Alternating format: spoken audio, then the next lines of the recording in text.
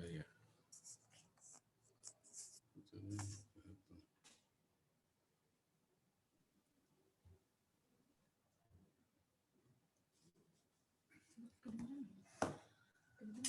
Tes tes suara terdengar?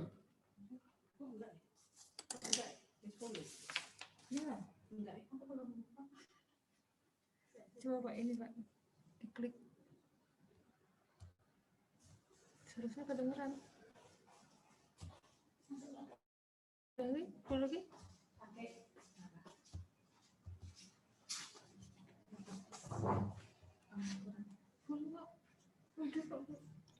Tes.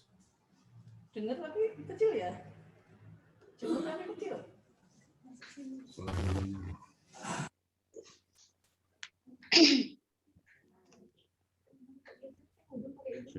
Terdengar, Bu Wira? Ya Bu, iya Bu, ya Pak, Bu. Oke. Prof Siti sudah on belum ya? Ya Pak. Sudah gabung sepertinya. Oh ya. Prof Siti. Assalamualaikum, boleh dengar suara saya? Waalaikumsalam. Waalaikumsalam. Kedengaran Oke. Prof? Kedengaran ya? Ya, kedengaran. Alhamdulillah. Alhamdulillah. Selamat petang Prof. Oke, selamat petang. Bisa kita segera mulai ya Prof ya? Ya, saya. Boleh mula. Oke. Silakan Baik. Pak Ridwan. Baik, terima kasih Bu Ira. Bismillahirrahmanirrahim. Assalamualaikum warahmatullahi wabarakatuh. Waalaikumsalam warahmatullahi wabarakatuh. Selamat siang. Waalaikumsalam warahmatullahi wabarakatuh. Selamat siang semuanya yang kami hormati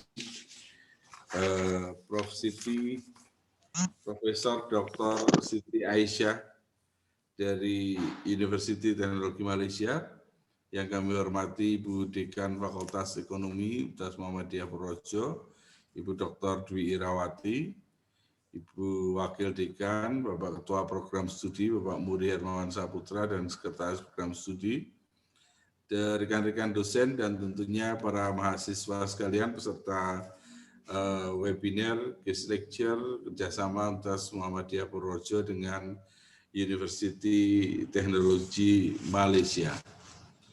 Puji syukur kehadirat Allah Subhanahu wa Ta'ala sudah selayaknya kita aturkan bersama karena limpahan rahmah karunia-Nya, maka pada kesempatan hari ini kita bisa bersua bersama melalui Zoom, ada webinar Zoom pada siang hari ini.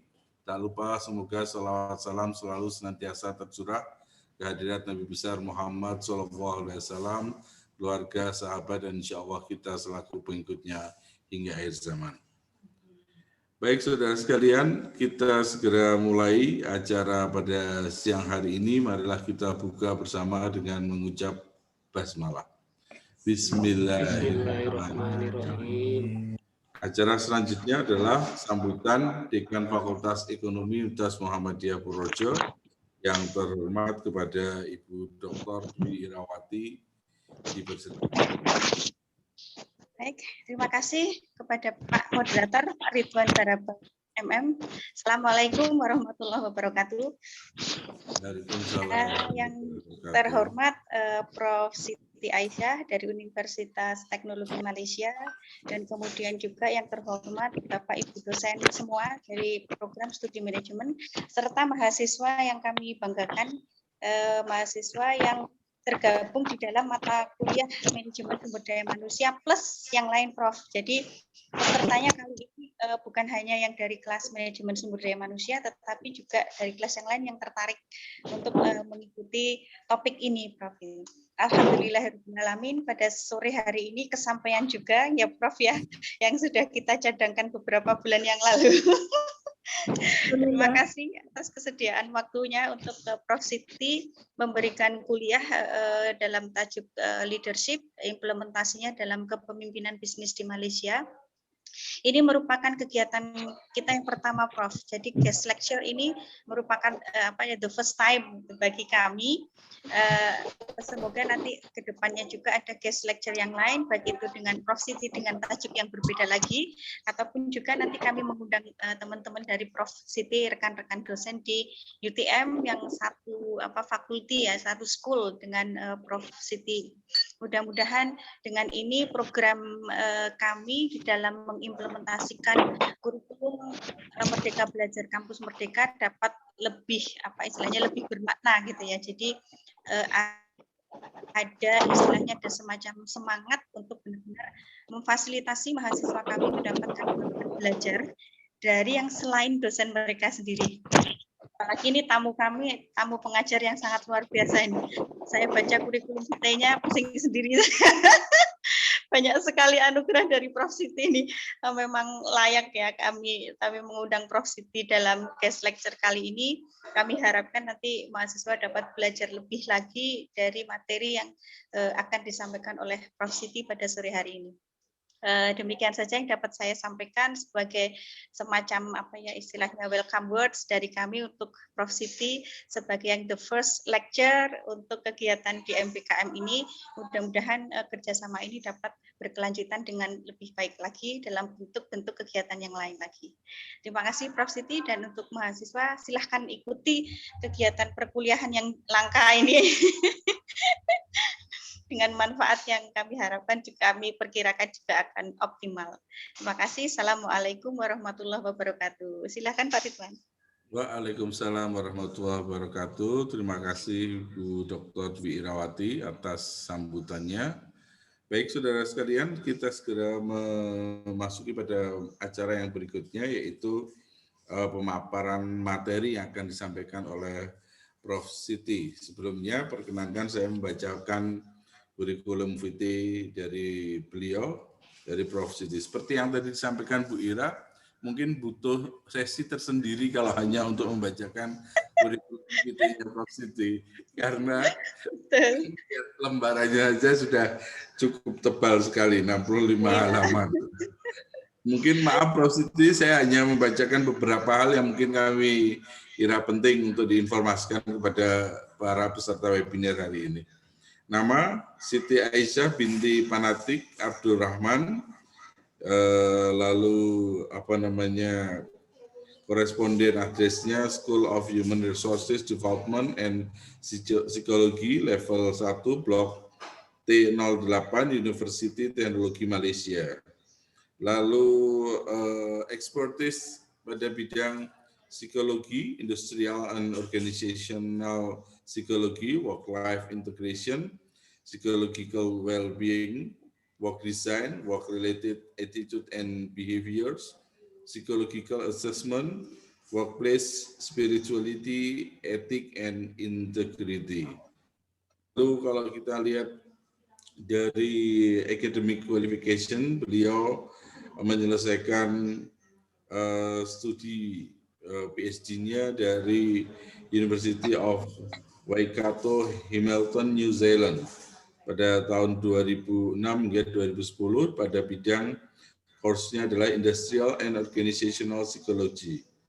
Lalu Master of Art-nya diselesaikan di National University of Malaysia pada bidang yang sama, course-nya adalah Industrial and Organizational Psychology. Lalu bachelor-nya pada National University of Malaysia, Cell and Molecular Biology, Genetik. Okay. Lalu dari award dan honors receive-nya cukup banyak sekali, mungkin nanti kita bisa share ke peserta melalui WA Group ya, mungkin seperti itu. Baik, sebelumnya mungkin kalau kita bicara tentang leadership seperti yang tadi disampaikan Bu Ira, tentu kepemimpinan dalam bisnis di suatu negara itu mempunyai keberbedaan karena mungkin faktor budaya atau faktor lingkungan yang ada di dalam negara tersebut. Pada kesempatan kali ini kita akan mengikuti materi yang bertajuk Leadership Experience from Malaysian Organization Context yang akan disampaikan oleh beliau Profesor Dr. Siti Aisyah. Kepada Prof. Siti kami persilahkan. Mohon maaf untuk waktunya nanti 45 menit ya Prof. Oke. Bismillahirrahmanirrahim. Terima kasih Pak Ridwan di atas pengenalan sebentar tadi. Yang saya kasihi dan hormati Ibu Dr. Dwi Irawati, Dekan Fakultas Ekonomi Universitas Muhammadiyah Purworejo, wakil-wakil dekan dan juga rakan-rakan dosen dan seterusnya para mahasiswa-mahasiswi yang dikasihi sekalian. Jadi alhamdulillah, pertama-tamanya marilah kita merafak syukur kepada Allah Subhanahu Wa Taala kerana pada petang ini, pada sore ini kita dapat bersama-sama dalam program guest lecture yang dianjurkan oleh Fakultas Ekonomi UMP Purworejo pada petang ini. Dan di sini saya mengambil kesempatan mengucapkan setinggi-tinggi terima kasih kepada Ibu Dekan, Ibu Dewi Irawati di atas jemputan kepada saya, dan mudah-mudahan sebagaimana yang Ibu Dekan sebut tadi, program ini akan berterusan insya-Allah di antara UTM dan juga di UMP insya-Allah. Jadi alhamdulillah pada petang ini saya diberikan satu tajuk berkaitan dengan leadership. Jadi insya-Allah saya akan berkongsi dari kacamata pengalaman saya lah di Malaysia yang secara langsung terlibat dengan beberapa posisi kepimpinan di universiti dan juga di badan-badan luar di dalam konteks Malaysia. Jadi insya-Allah saya akan cuba berkongsi dengan para mahasiswa-mahasiswi terutamanya dan juga rakan-rakan dosen yang dapat bersama-sama dengan kita pada petang ini insya-Allah. Jadi mungkin penyampaian saya akan in between bahasa. Saya akan cuba juga berbahasa dalam bahasa Indonesia insya-Allah. Saya akan cuba supaya semua boleh senang, mudah dipahami. Tapi mungkin juga ada sedikit dalam bahasa Inggeris. Jadi saya cuba menyampaikanlah Pak Ridwan dalam bahasa yang mudah dipahami lah. Okay, dan seterusnya saya akan kongsikan slide presentation saya.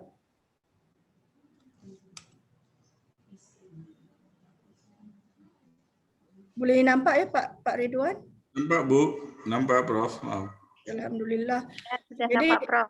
Okey, alhamdulillah. Jadi sebagaimana yang disebut oleh Pak Ridwan tadi, tajuk yang saya akan bincangkan dalam masa yang agak singkat ini berkaitan dengan leadership, kepimpinan.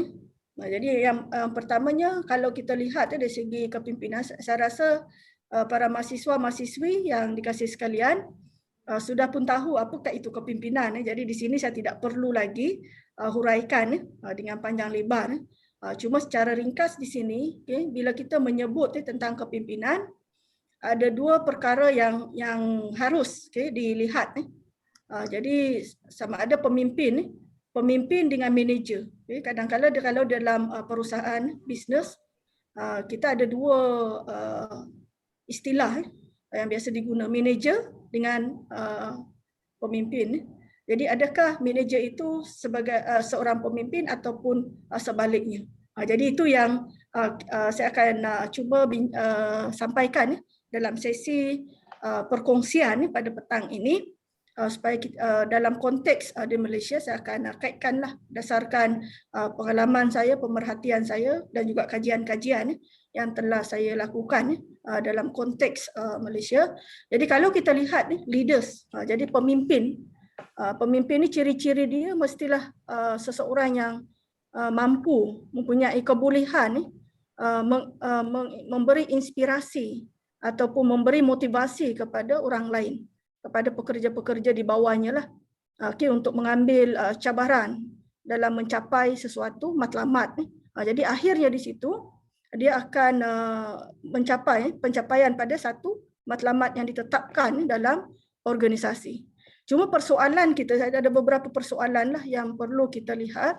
Yang pertamanya di sini adalah adakah manager ataupun supervisor di kantor, di pejabat itu seorang pemimpin yang baik, ataupun yang persoalan yang keduanya adalah all leaders good supervisors. Adakah semua pemimpin merupakan supervisors yang baik?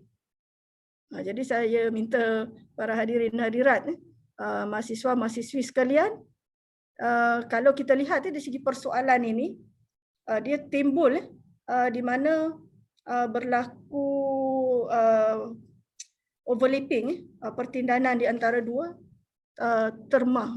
Supervisors ni merupakan satu position. Bila kita kata position tu maknanya dia diberikan satu jawatan, jawatan sebagai manager, head department, ataupun penyelia, supervisor, ketua ataupun manager.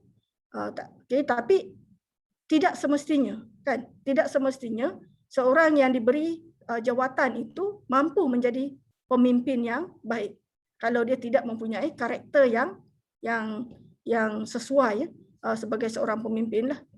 Tetapi kalau dia seorang pemimpin mempunyai satu karakter, peribadi, traits sebagai seorang pemimpin, dia mampu menjadi seorang supervisor ataupun manager yang baik. Jadi dalam keadaan ini, persoalan yang berikutnya, all leaders always needed. Jadi dalam sesuatu perusahaan bisnes ataupun organisasi, di mana-mana lah, sama ada dalam bisnes, dalam sektor awam, public sector ataupun private sectors. Jadi hakikatnya kalau dalam sebuah organisasi itu, pemimpin ini yang kita perlukan, leaders. Jadi bila saya sebut tadi, sebagai seorang manager ataupun sebagai seorang supervisor, kalau dia tidak mempunyai karakter sebagai seorang pemimpin, mungkin dia menjalankan tanggungjawab dia sebagai manager ataupun supervisor tadi menggunakan the power kuasa, power yang dia ada, tetapi dia tidak mampu untuk memberi influence. Jadi influence ni makna di sini adalah mempengaruhi pengikutnya supaya semua pengikut tadi berusaha ke arah pencapaian matlamat. Jadi begitu. Jadi itu yang kita mahu ada pada setiap manager dan juga supervisor di dalam perusahaan, industri, organisasi ataupun dalam bisnes.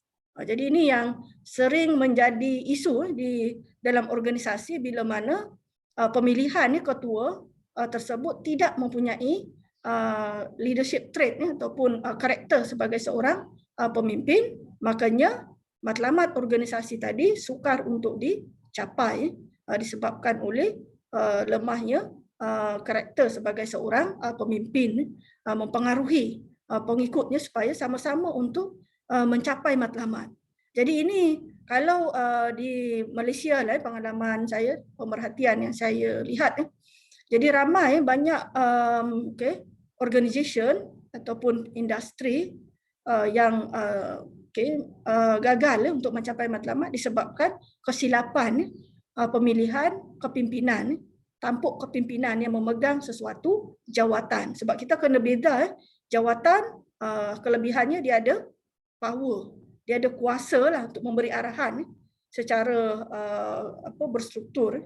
Tapi pemimpin merupakan satu karakter, trait yang ada. Jadi bukan mudah sebenarnya untuk kita melahirkan seorang manager contohnya yang mempunyai daya kepimpinan yang boleh mendorong orang lain untuk sama-sama ke arah pencapaian matlamat. Jadi itu kenapa pemimpin diperlukan. Jadi contoh kalau kita lihat dalam konteks negara bangsa, ini kalau konteks besar lagi lah. Jadi contoh katakan kita ingin memilih pemimpin yang menjadi wakil kepada seluruh rakyat, citizen kita. Jadi kalau tersilap memilih yang mereka yang punya karakter pemimpin yang sebenar-benarnya, maka pencapaiannya objektif dalam masyarakat kita ataupun mungkin kalau lebih luas lagi negara kita tidak akan berlaku seperti mana yang sepatutnya lah. Jadi ada beberapa lah yang saya ingin sharing di sini pada hari ini. Dari segi kualitas, kualitas ini biasa memang mana-mana pun saya kira kalau di Malaysia ke ataupun di Indonesia, di negara-negara lain, kualiti sebagai seorang pemimpin mestilah ada ciri-ciri inilah. Contoh kecerdasan, intelligence. Kecerdasan, intelligence ini kita boleh lihat dari segi dua konteks. Satu dari segi emotional intelligence, kecerdasan emosi. Bagaimana seseorang pemimpin tadi mempunyai kecerdasan dalam mengawal emosi dia untuk memastikan hubungan dengan rakan sekerja, dengan orang bawah supaya semua dalam keadaan yang gembira. Jadi bila followers ataupun pekerja tadi gembira, insya-Allah pencapaian matlamat sebuah organisasi tadi lebih mudah.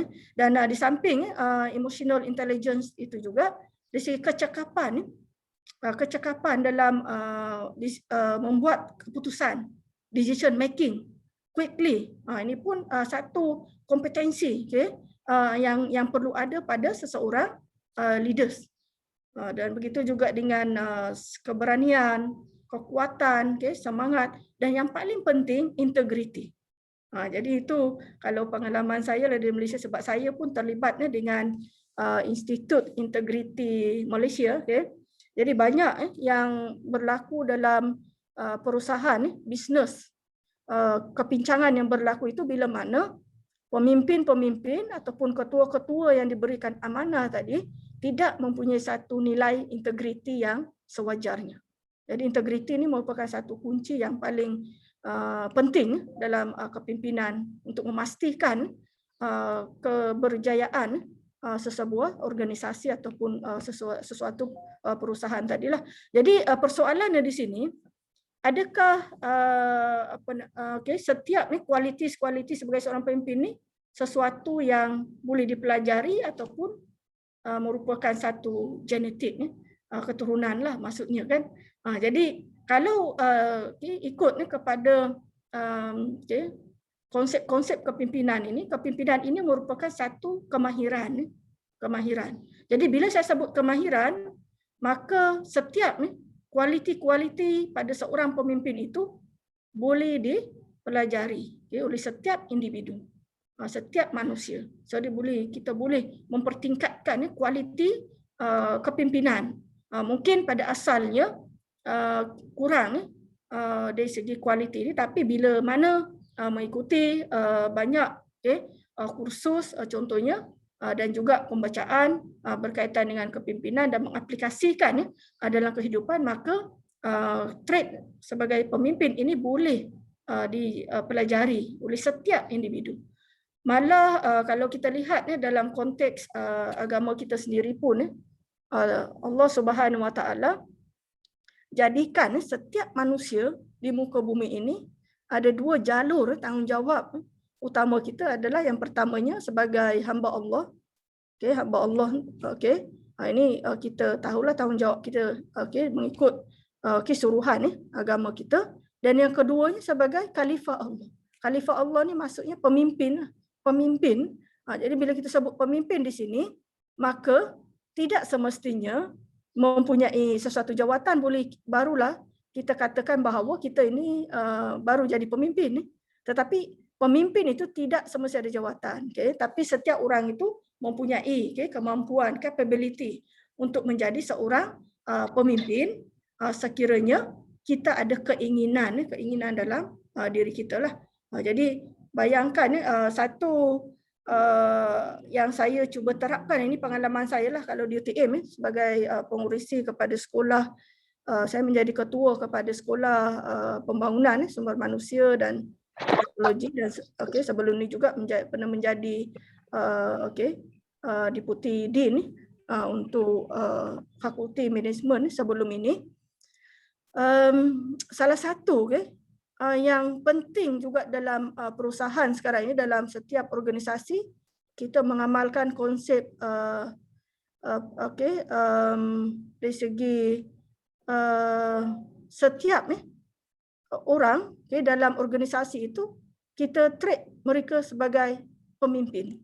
Tidak semestinya ada jawatan ataupun sebagainya, tetapi setiap individu mesti ada ciri-ciri sebagai seorang pemimpin. Jadi kalau kita dapat menerapkan nilai-nilai ini sebagai setiap orang merupakan pemimpin, maka kita dapat mendorong setiap pekerja kita ataupun karyawan-karyawan kita tadi untuk menjadi pemimpin kepada setiap perkara-perkara, tugasan-tugasan yang mereka laksanakan. Jadi tidak perlu lagi mempunyai arahan arahan yang terlalu maksimum.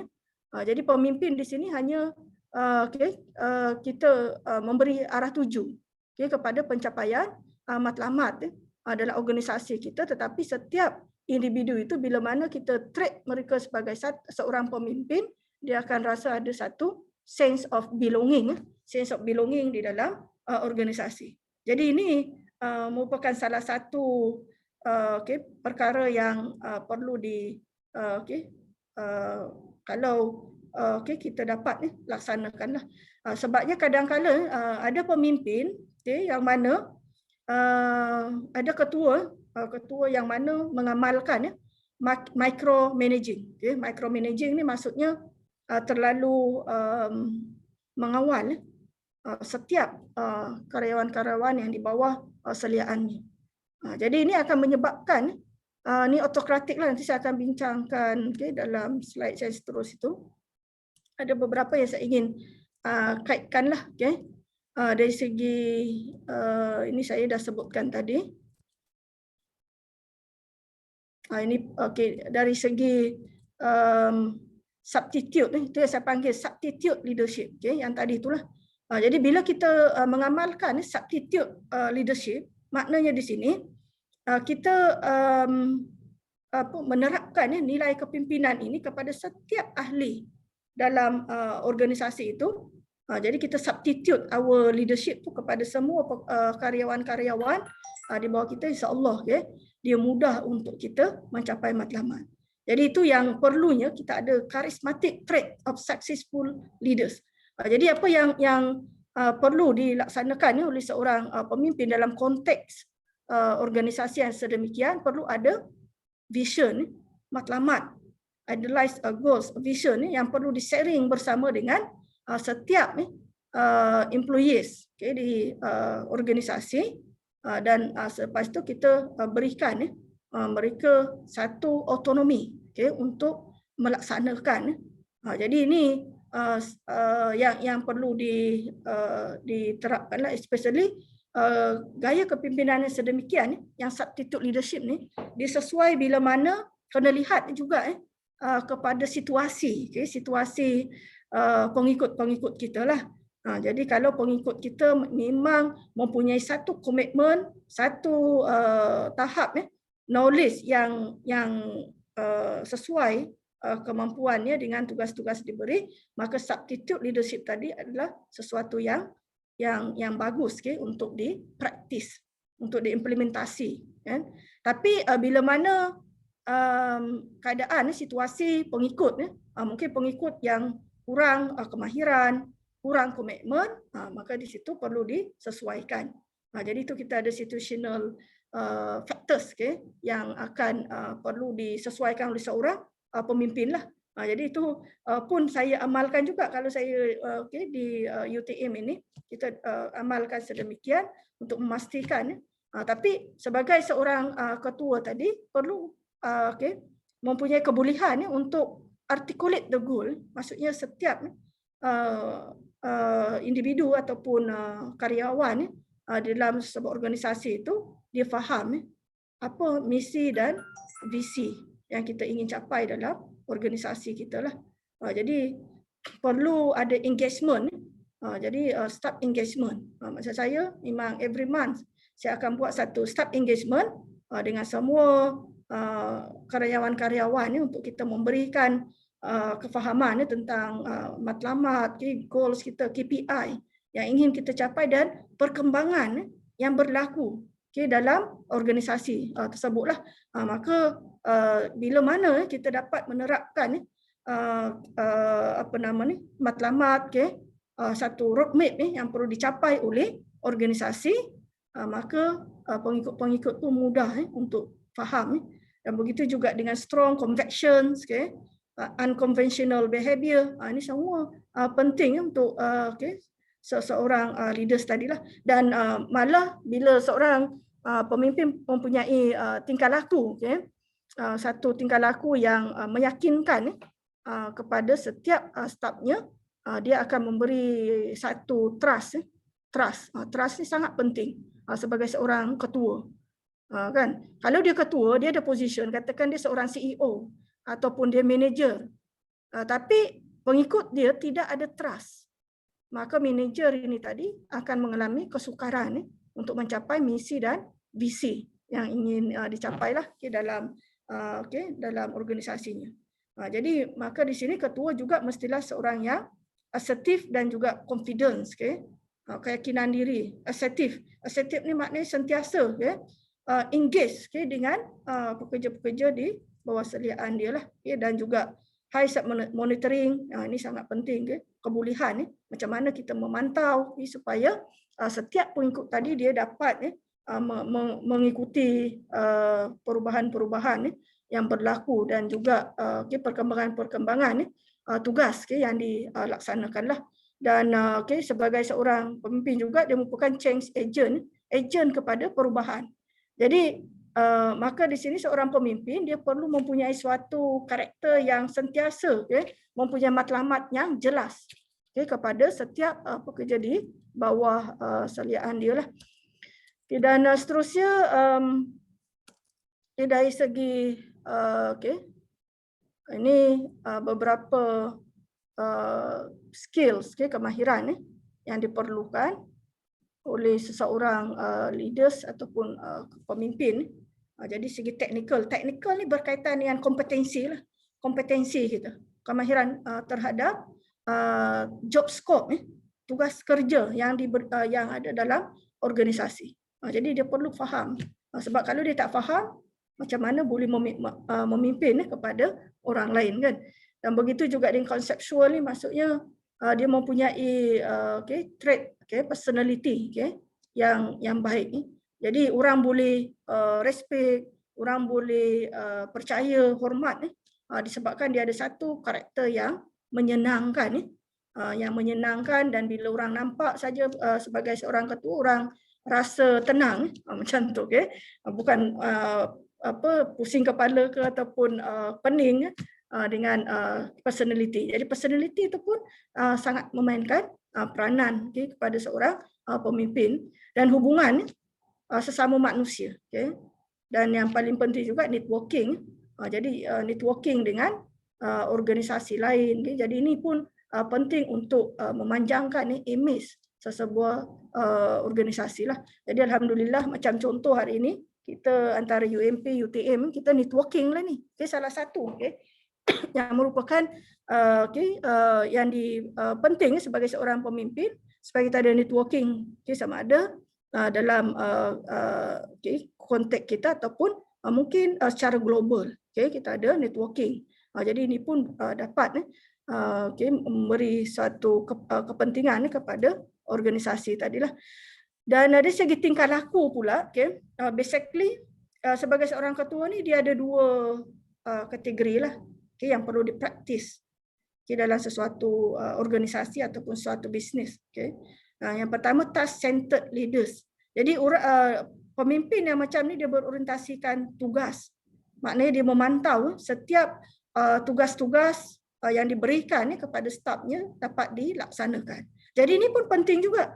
Cuma mesti diimbangi dengan situasi, situasi yang berlaku dalam organisasi tadi. Jadi kalau dia terlalu high focus on task-centered leaders, mungkin boleh menyebabkan karyawan-karyawan di bawahnya akan rasa stres, gitu. Jadi that's why mengapa saya sebut tadi seorang ketua tadi ataupun pemimpin tadi, dia perlu juga melihat situasi pengikut-pengikutnya. Jadi walaupun ketua yang berorientasikan tugas ini, dia mementingkan pelaksanaan tugas dilaksanakan, tapi dalam masa sama dia perlu lihat apa keperluan kebajikan pekerja di bawah seliaannya. Kalau tidak, impak dia nanti akan menjadi suatu yang negatif lah. Jadi dan yang keduanya, people centered leaders. Jadi orang yang macam ni, pemimpin yang macam ni biasanya terlalu fokus kepada interpersonal relation. Jadi hubungan sesama manusia. Jadi ini pun sebagai seorang pemimpin, kalau ikut pengalaman saya dalam konteks di Malaysia, kedua-dua ni penting. Task oriented pun penting, people oriented pun penting juga. Okay? Jadi perlu diimbangi. Jadi bergantung kepada followers, okay? Ataupun the employees. Jadi kalau employees tadi memang high commitment, okay? Very high commitment, knowledgeable on their task, mungkin kita akan fokus kepada people-centered leaders untuk memberi motivasi kan supaya dia dapat maintain. Tapi katakan kalau pengikut tadi, the followers, the employees, mereka kurang komitmen.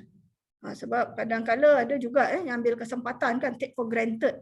Bila mana bos terlalu people-centered, takut orang bawah pun terlalu take for granted. Jadi that's why saya katakan tadi bahawa kita perlu melihat the situation. Jadi sebagai seorang leaders, kita perlu melihat situasi dalam organisasi kita, dalam konteks kita, mana satu yang perlu kita practice, implement dalam situasi-situasi berikut. Jadi kalau tadi pengikut yang high commitment, mungkin kita akan lebih fokus kepada task tadi supaya dapat dilaksanakan. Jadi kita berikan motivation. Tapi sebaliknya kalau ada staff yang take for granted, then perlulah kita highlightkan kepada task oriented supaya mereka ni dapat menyiapkan tugasan yang diberikanlah. Jadi ini pun salah satu juga banyak juga dalam kalau ikut kajian-kajian yang saya lakukan pun ada juga berlaku autocratic leaders. Autocratic leaders ni maknanya seseorang yang mengawal setiap keputusan datang daripada ketua tadi dan very little input from employees. Jadi biasanya lah keadaan ataupun what situation that suitable with this leadership style yang autocratic ni, basically sesuai bila mana seseorang ketua tadi perlu membuat keputusan. Dia perlu membuat satu keputusan segera. Jadi mungkin tidak sempat untuk berbincang dengan pengikutnya. Jadi dia perlu. Jadi sometimes ada kebaikannya jugalah. Tetapi dalam konteks yang sebenar, mengikut pengalaman saya lah, kalau terlalu autokratik ni sehingga tidak memberi peluang kepada followers, kepada employees untuk memberi input, dia akan menyebabkan hubungan antara pemimpin, ketua tadi dengan followers tadi mungkin ada gap, ada jurang yang besar tadilah. Jadi itu kesan-kesannya. Kalau terlalu banyak mengamalkan autocratic leaders ataupun yang saya sebut tadi micromanaging. Jadi terutama sekali lah kalau di university, micromanaging ni memang sangat tidak sesuai sebenarnya. Jadi saya jumpa ada di UTM ni, ada juga yang mungkin leaders yang mengamalkan autocratic. Jadi bila kita membuat kajian persepsi dalam kalangan followers, pekerja, staff di bawahnya, ramai yang tak berpuas hati, dia tidak berpuas hati, unsatisfied with this autocratic behavior. Jadi ramai yang stres dan juga mempunyai jurang yang tinggi dengan ketua tadilah. Dan seterusnya nanti Pak Ridwan bagi tahu saya kalau masa ni. Jadi ini beberapa perkara lah yang perlu dilihat untuk people centered behaviors. Jadi sebenarnya kalau ditanya kepada saya mana satu yang paling bagus untuk kita praktis, sama ada task centered ke ataupun people centered gitu kan. Jadi hakikatnya antara kedua style ni sebenarnya perlu diimbangi. Jadi tidak ada satu yang rule of thumb mengatakan bahawa task centered ni yang paling bagus ataupun people centered ni paling bagus. Kan? Tapi yang paling pentingnya ialah dapat diimbangi dengan situasi. Jadi seorang ketua ataupun pemimpin tadi dia harus memahami situasi, environment, the environment of their business, the organization tadilah, dan barulah dapat mengaplikasikan mana satu yang terbaik untuk dipraktiskan. Jadi dalam people centered behavior ni antara tingkah laku yang boleh diamalkan partisipatif, maknanya memberi peluang kepada semua followers ataupun employees tadi untuk menyertai bersama dalam pembuatan keputusan, di dalam organisasi. Jadi ini akan menyebabkan setiap followers tadi rasa dihargai. Itu dia punya kesan lah. Dan konsultatif ni maksudnya seorang ketua yang akan mengambil pandangan daripada setiap followersnya, tetapi akhirnya nanti dari pandangan-pandangan tersebut pemimpin tadi dia akan membuat keputusan.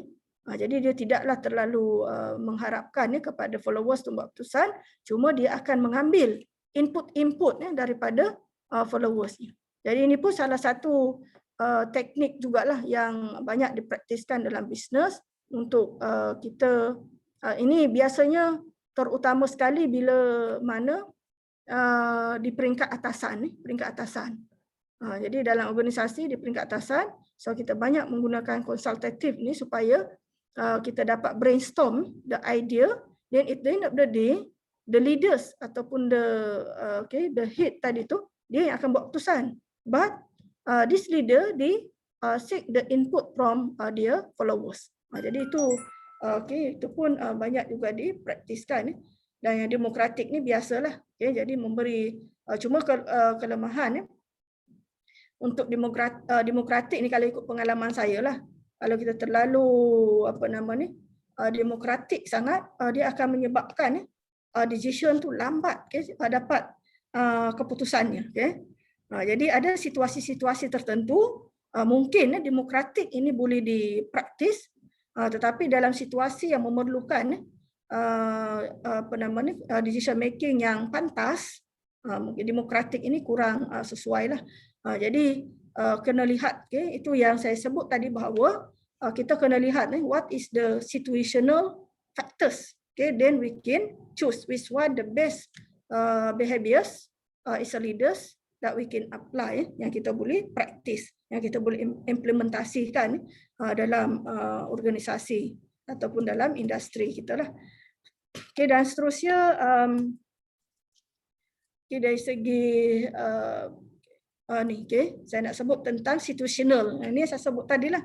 Jadi untuk kita nak mencapai, ini mengikut pengalaman saya jugalah, untuk kita nak mencapai effective leadership, kepimpinan yang berkesan, mesti kena faham situational. Jadi kepimpinan berdasarkan situasi. Jadi itu pada pandangan saya lah, dalam era sekarang ni lah, kita pun perhati bahawa bila masuk kepada pandemik, bila pandemik COVID-19 ni menyerang seluruh dunia kan, berlaku banyak cabaran dan juga perubahan yang berlaku di dalam workforce kita, tenaga kerja kita lah, termasuk sumber daya manusia kan, yang mana sekarang ini banyak organisasi terpaksa kita mengimplementasikan work from home. Jadi saya hari ini pun work from home juga ni, walaupun di belakang saya itu latar belakang UTM, itu gambar UTM dengan berlatar belakangkan masjid UTM. Tapi hakikatnya kita work from home kan. Jadi banyak berlaku perubahan, perubahan yang disebabkan oleh pandemik COVID-19. Jadi seorang ketua dia perlu melihat situasi yang sedang berlaku dan kesan dia kepada setiap pengikut-pengikutnya lah. Dan dalam masa yang sama, kita ingin memastikan supaya matlamat organisasi tadi tidak terjejas, walaupun dalam keadaan yang berlaku perubahan, cara bekerja kita, bekerja dari rumah.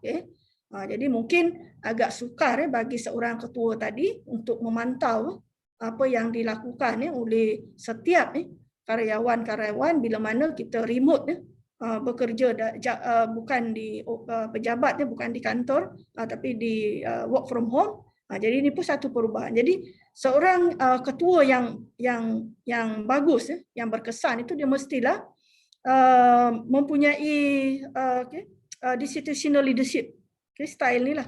Jadi dia boleh menukar gaya kepimpinan ataupun tingkah laku kepimpinan tadi untuk sesuaikan, to match with the changing situation, okay? Perubahan yang berlaku dalam environment tersebutlah. Jadi dia kena lihat.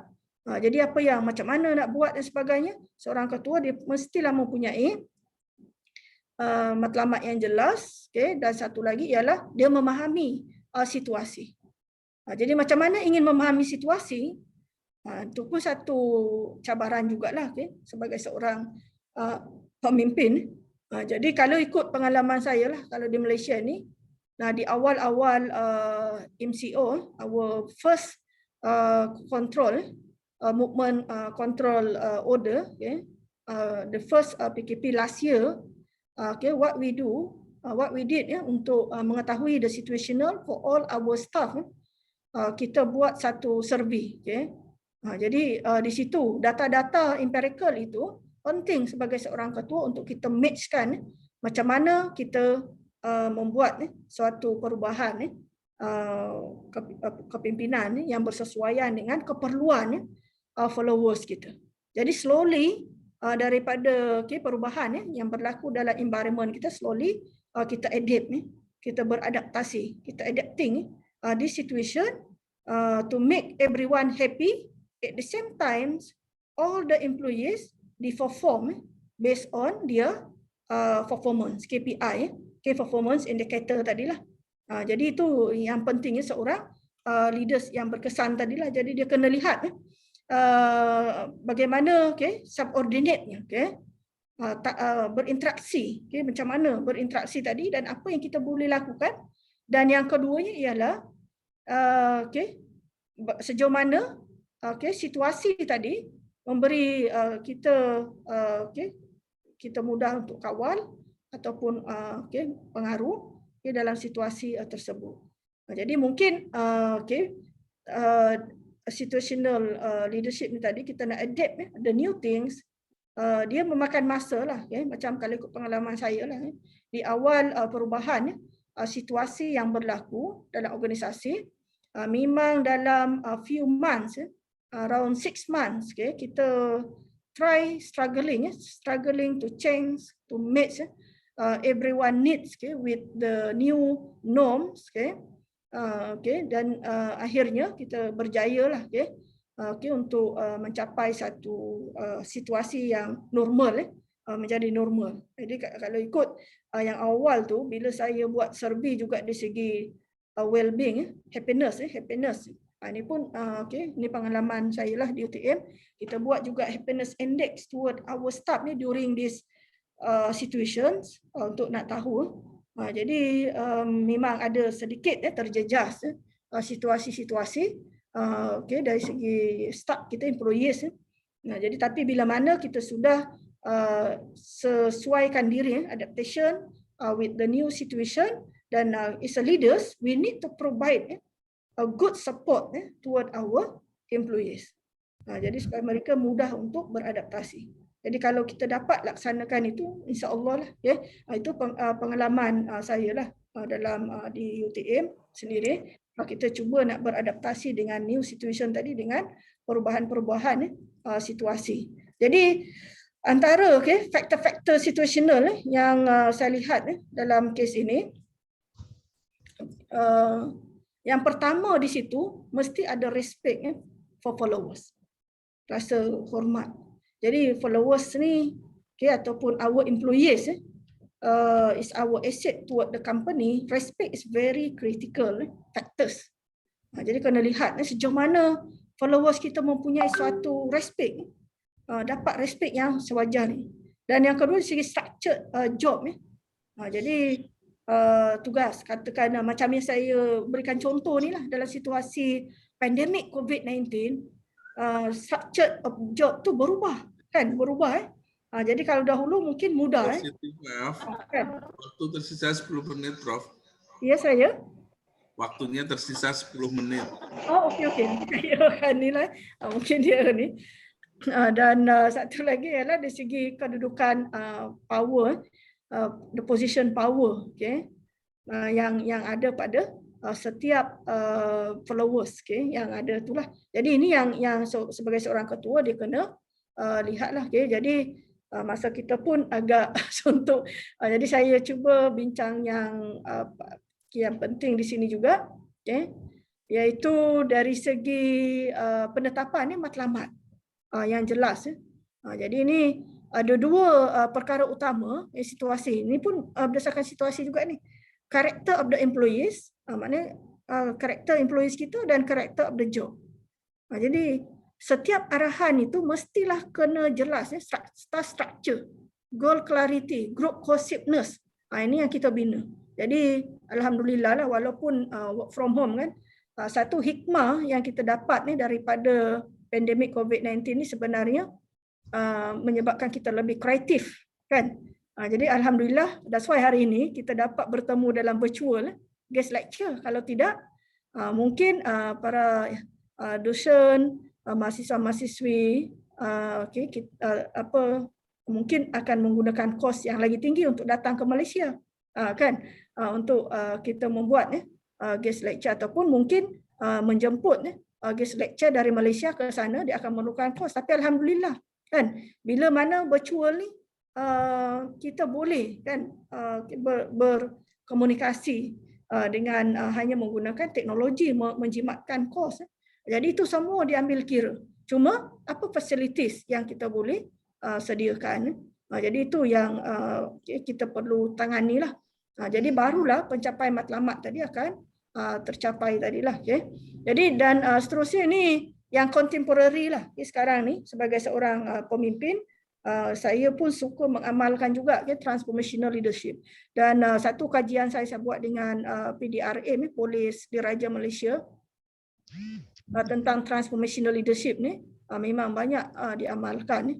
Dan kalau di Malaysia kita punya Perdana Menteri, Prime Minister pun banyak mengamalkan transformational leadership. Di mana seorang ketua tadi dia meningkatkan followers raise one another to higher level of morality and motivation. Jadi kita inspired people.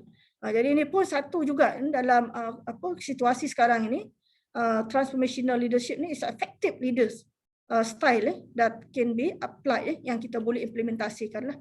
Dan ini contradicted dia lah, transactional. Kalau sebelum ni di Malaysia, sebab kita ni di Malaysia ni budayanya high power distance, budaya di Malaysia lah.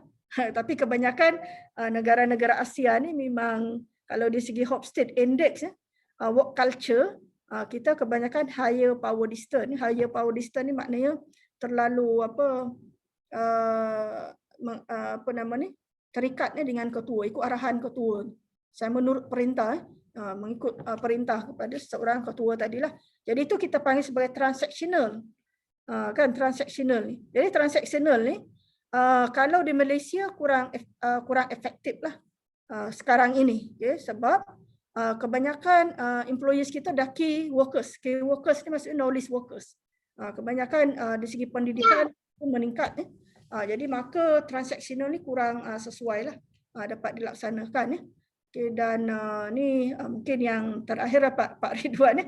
Jadi do credibility in trust matter. Jadi ini antara perkara penting juga dalam kepimpinan, credibility dan juga trust.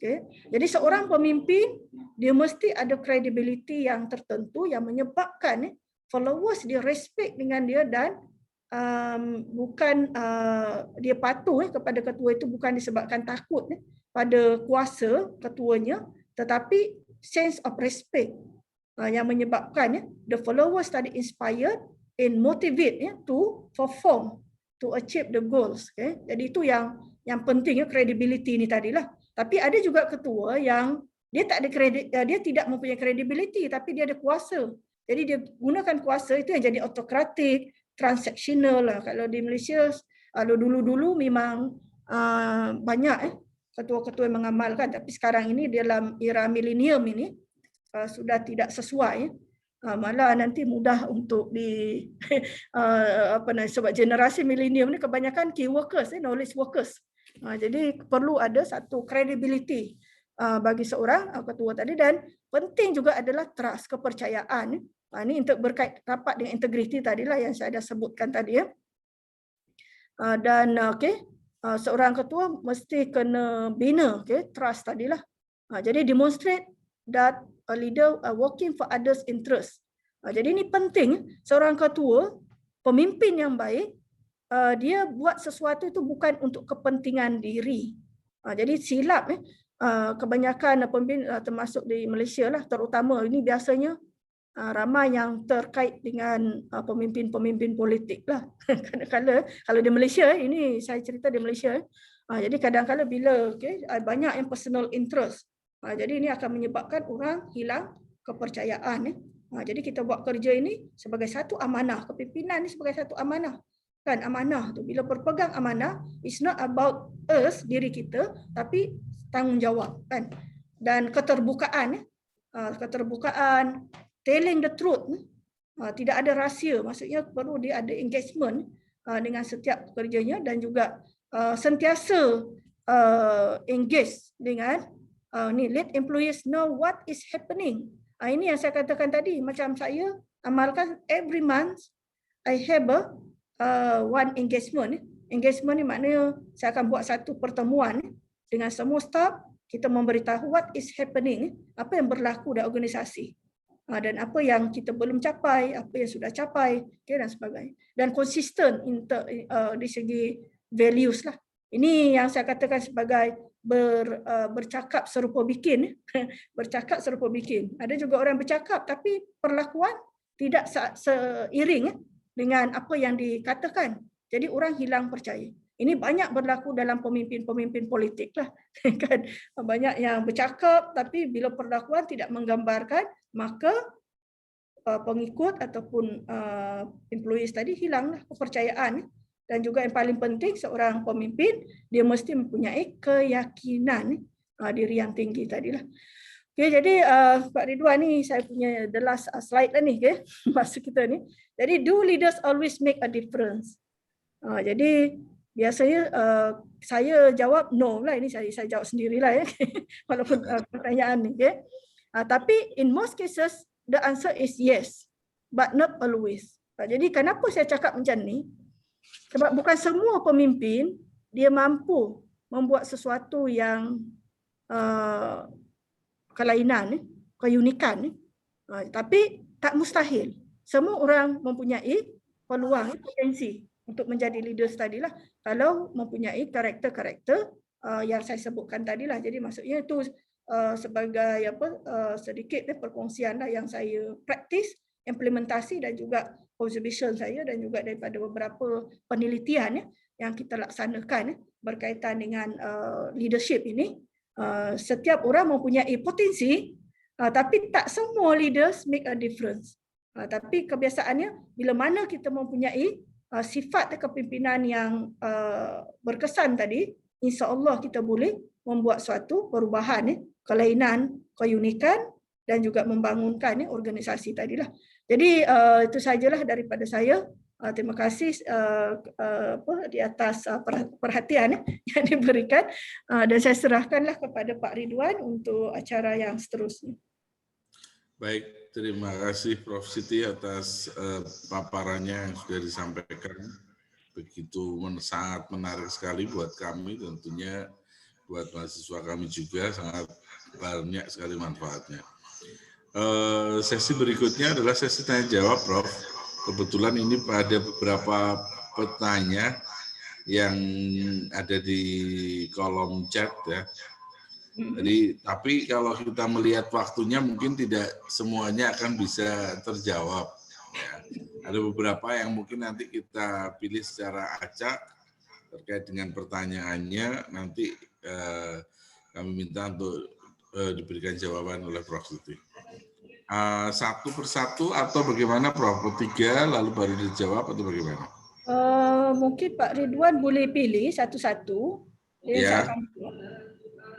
Oke, baik, kita pilih ya. Ini dari Rani.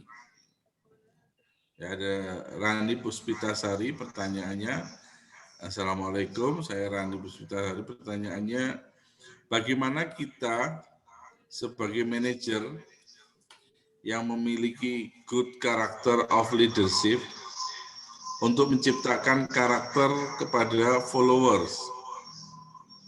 Sedangkan kita sedang berada dalam pandemik era yang semua kegiatan dilakukan secara online. Okey. Ini mungkin yang pertama.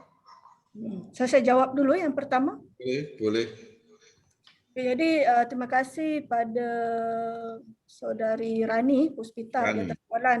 Saya kira soalan yang sangat bagus ya Pak Ridwan, berkaitan dengan bagaimana kita sebagai leaders mempengaruhi kepada pengikutnya, sebab sekarang ni pun online.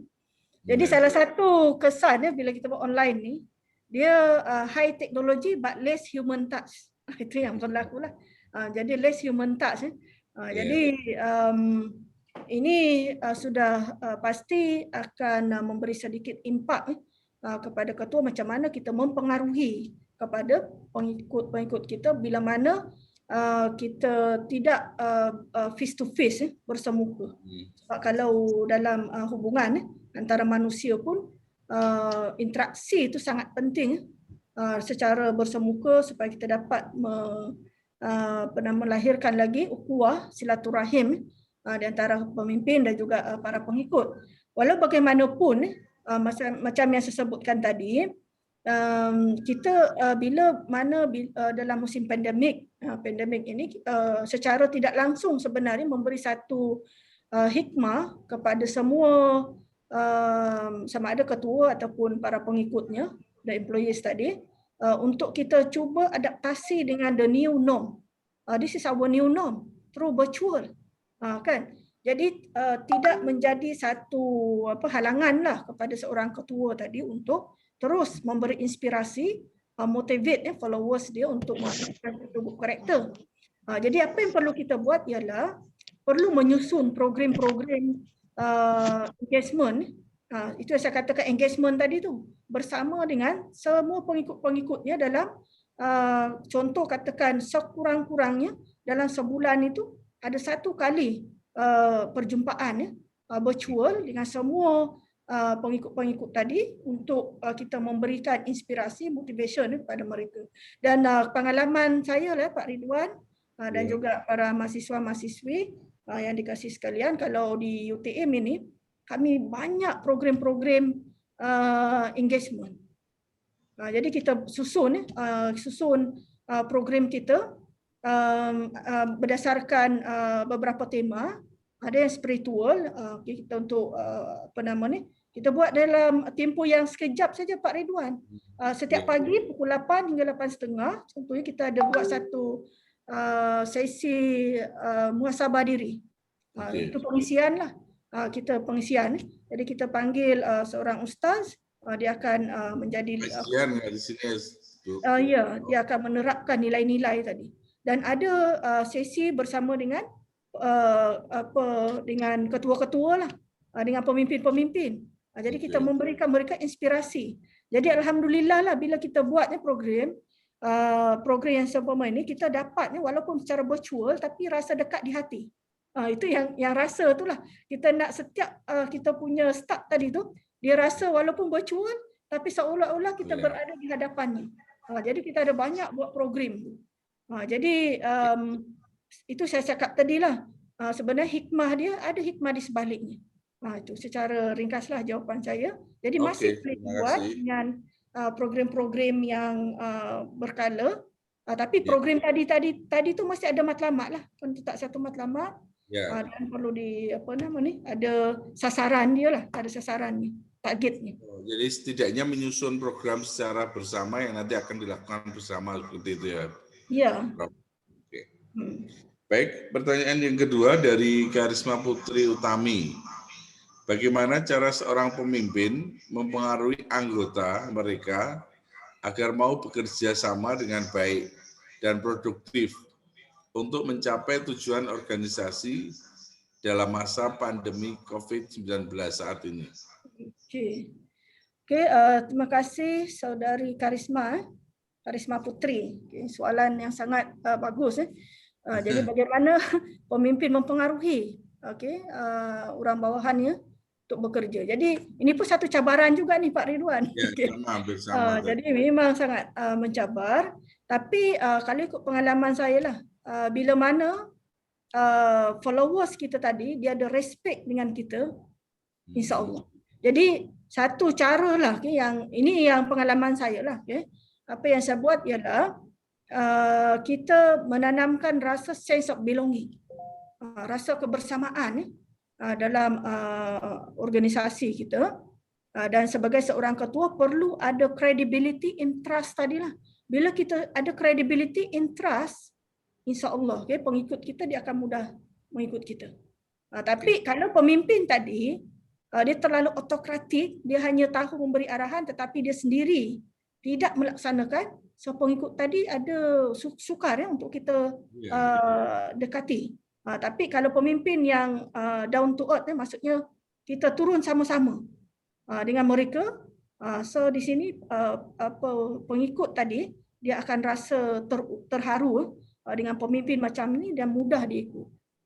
Jadi itu yang saya kata transformational leadership itulah. Kita motivate the others by doing, maksudnya kita buat supaya orang ini pun ditunjukkan oleh Rasulullah SAW. Jadi dia buat, pengikut dia boleh ikut macam tu. Tapi kalau kita pandai cakap saja, tapi kita sendiri tak laksanakan, mungkin itu sukar. Itu sangat sukar. Ya. Mungkin rasa kebersamaan ya sebagai salah satu, katakanlah ini hikmah dari kondisi COVID seperti ini bisa digunakan untuk menimbulkan rasa kebersamaan. Ya, Prof. Baik, yang berikutnya pertanyaan dari Rizky. Bentar, Prof.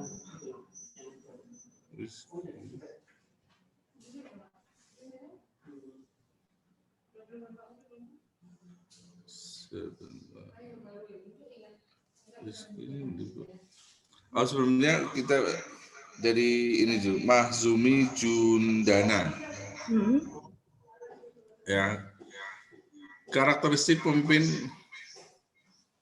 apa yang dibutuhkan dalam kondisi pandemi ini agar suatu perusahaan tetap berjalan lancar?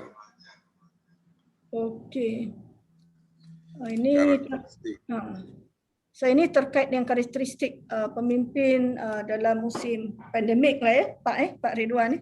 Ya. Oke. Jadi pemimpin yang dibutuhkan dalam kondisi pandemi seperti sekarang ini. Bermakna karakteristik pemimpin lah, Pak Ridwan. Ya, karakteristik pemimpinnya. Yang diperlukan lah. Ya. Oke. Jadi ini saya jawab ni berdasarkan pengalaman saya lah. Jadi dalam musim pandemik ni, salah satu karakteristik pemimpin yang sangat penting ialah bila mana pemimpin tadi dia lebih kepada people oriented. People oriented ni. Jadi bila saya sebut people oriented ni maksudnya seorang pemimpin dia akan sentiasa mengambil kira kebajikan pengikut-pengikutnya. Terutama sekali dalam musim COVID ni lah. Jadi perlu ada satu flexibility. Flexibility dari segi memberi arahan-arahan, dan yang paling pentingnya ialah matlamat organisasi pasti tercapai jugalah. Jadi dalam konteks pandemik ni people oriented, people centered tadi tu sangat penting untuk memberi sokongan, untuk memberi dorongan kepada setiap stafnya, pengikutnya tadi, supaya dapat melaksanakan tugas dengan senang. Dalam masa sama juga dia tidak terlalu stres, sebab kita tahulah masa pandemik COVID-19 ni ramai karyawan kita mengalami tekanan yang tertentu lah. Jadi pemimpin yang perlu dalam keadaan yang sebegini perlu mengambil kira dari segi human touch tadi, ada hubungan, ada kemanusiaan, mengambil empati. Dia mesti ada satu empati kepada empati ni, maksudnya dia dapat memikirkan macam mana keadaan-keadaan pengikut-pengikutnya dalam suasana ini, dan dia perlu memberi arahan secara flexibility. Tetapi memastikan pelaksanaan tetap berlaku tapi ada flexibility lah. Jadi dia tidak terlalu macam mendesak seorang tadi sehingga karyawan tadi mungkin merasa stres. Kalau di Malaysia Pak Ridwan semasa the movement control order the first last year, di Malaysia lebih kurang anggaran lah 200 lebih suicide, membunuh diri dalam kalangan pekerja kita, karyawan-karyawan lah. Itu yang direkodkan. Jadi itu kesan-kesannya lah. Jadi itu saya merasakan bahawa pemimpin karakter dia mesti people oriented.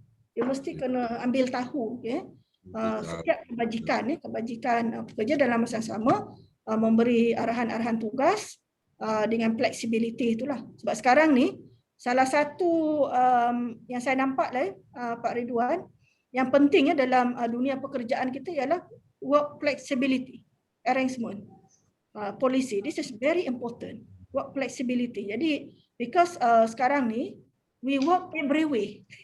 Kita bukan setakat di rumah Pak Ridwan, but we work every way. Di mana-mana. Jadi dalam dunia yang sekarang ni lah. Jadi itu yang saya kata work flexibility arrangement in also the employer program assistance by the leaders very important. Itu yang itulah. Baik, kita lanjutkan untuk pertanyaan berikutnya dari Ahmad Hozali. Jadi bagaimana cara mengukur agility kita sebelum jadi pemimpin?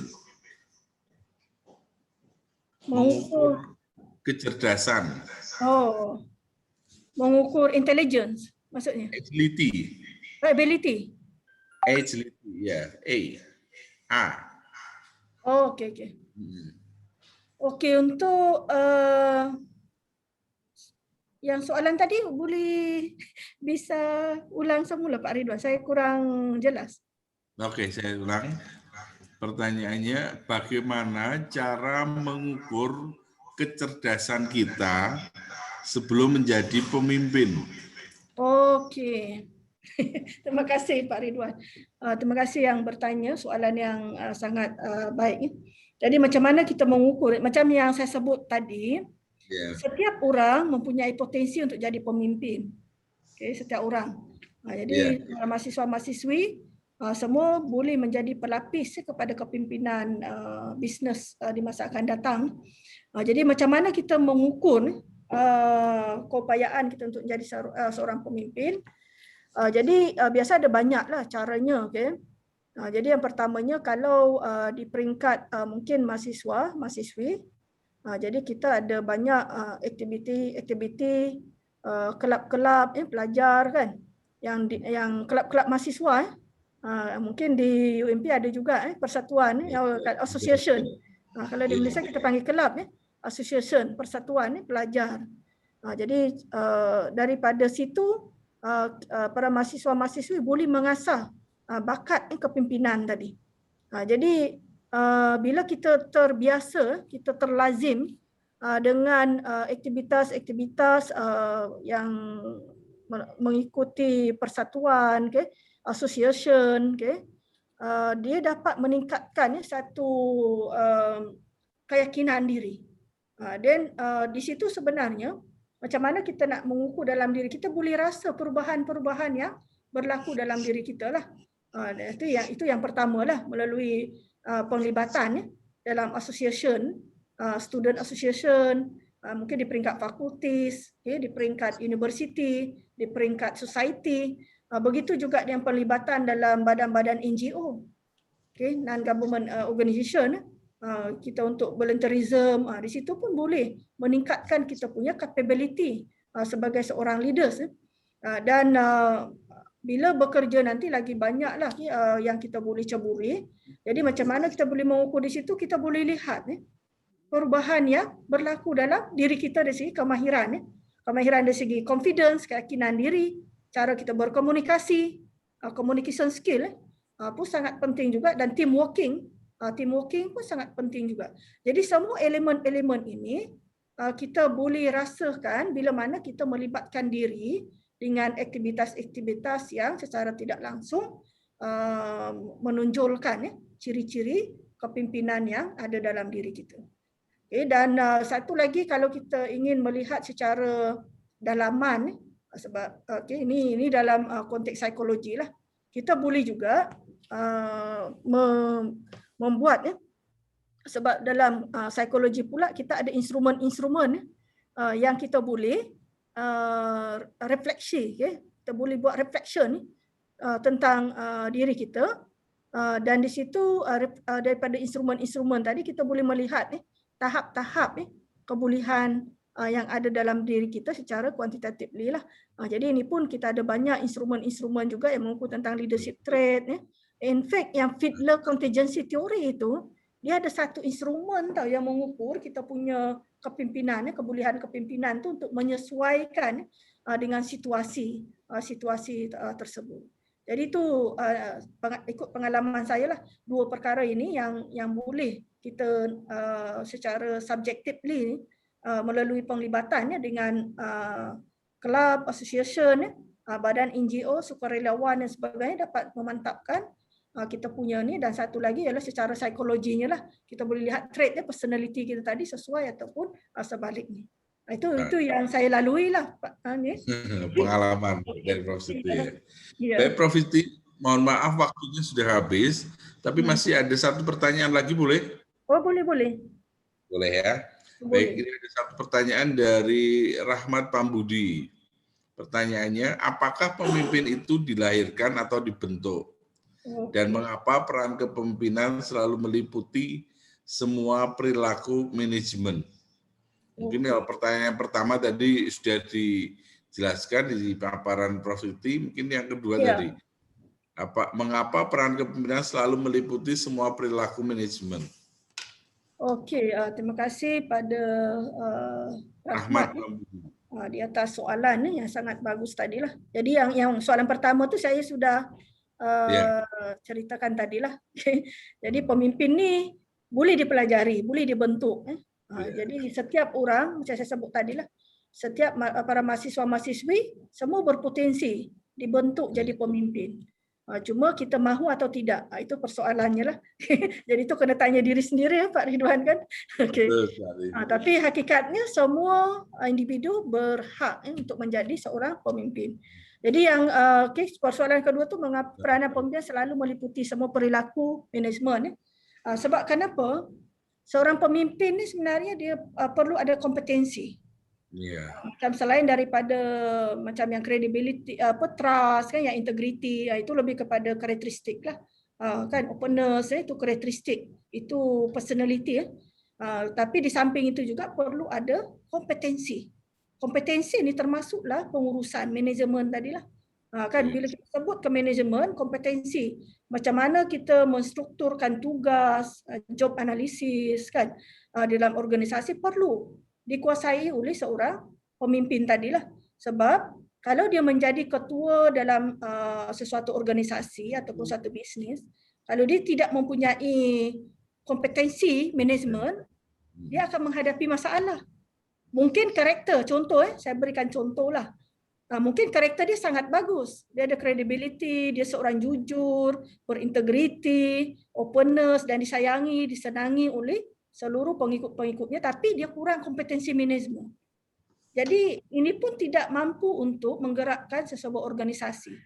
Sebab dia tidak pandai untuk menstrukturkan tugas, delegasi task kepada setiap followers. Jadi kalau dia tidak mempunyai kompetensi manajemen, mungkin karakter dia bagus tapi kompetensi manajemen tidak bagus, dia tidak lengkap untuk memimpin sesebuah organisasi tersebutlah. Jadi itu yang kena lihat juga bila kita memilih pemimpin, kompetensi manajemen itu juga sangat penting. Di samping oleh karakter dalaman lah, karakter sebagai human yang kejujuran, integriti dan sebagainya. Jadi itu jawapan saya lah untuk persoalan tadi. Mengapa sangat penting. Terima kasih Prof. Siti atas jawaban-jawaban dari berbagai pertanyaan. Mudah-mudahan mahasiswa tadi puas dengan jawabannya pastinya. Dan kita mohon maaf juga kepada para mahasiswa tidak bisa semua kita sampaikan pertanyaannya karena keterbatasan waktu. Dan untuk para peserta nanti mohon untuk mengisi presensi di link yang ada di kolom chat. Baik Prof. Siti, kita sudah berada di penghujung acara, para peserta webinar sekalian. Kita sudah berada di penghujung acara kita, guest lecture atas kerjasama atas Muhammadiyah Project dengan University Teknologi Malaysia. Dan tentunya seperti yang tadi disampaikan oleh Ibu Dekan dan juga Prof. Siti, kegiatan ini tidak hanya berhenti di sini. Kita juga akan menyelenggarakan kegiatan-kegiatan berikutnya seperti yang sudah kita rencanakan nanti insya Allah di bulan September ya Prof, kita akan menyelenggarakan kolokium dan juga sekaligus guest lecture pada acara tersebut. Sekali lagi kami mewakili Fakultas Ekonomi, mewakili seluruh panitia mengucapkan terima kasih Prof. Siti atas waktunya telah memberikan paparan materi yang ada pada siang sore hari ini. Sebelumnya kepada para peserta kami persilakan untuk mengaktifkan videonya. Kita akan berfoto bersama, ya. Terima kasih Pak Ridwan dan juga semua para mahasiswa-mahasiswi.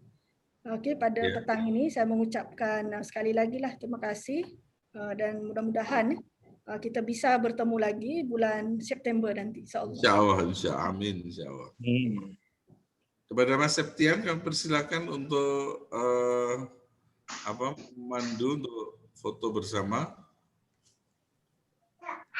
Sekali lagi untuk yang cam-nya untuk diaktifkan semuanya. Oke, untuk slide 1 kita amankan.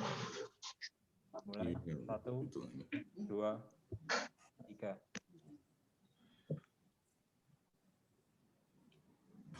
Untuk slide 2, 1, 2, 3. Untuk yang slide ketiga, 1. Dihitung Pak Ridwan, diberi apa-apa? Sekian. Ya, Pak. Oke, untuk yang slide pertama,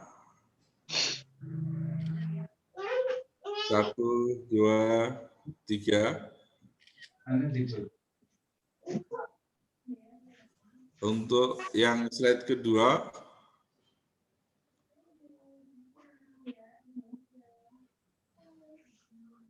1, 2, 3.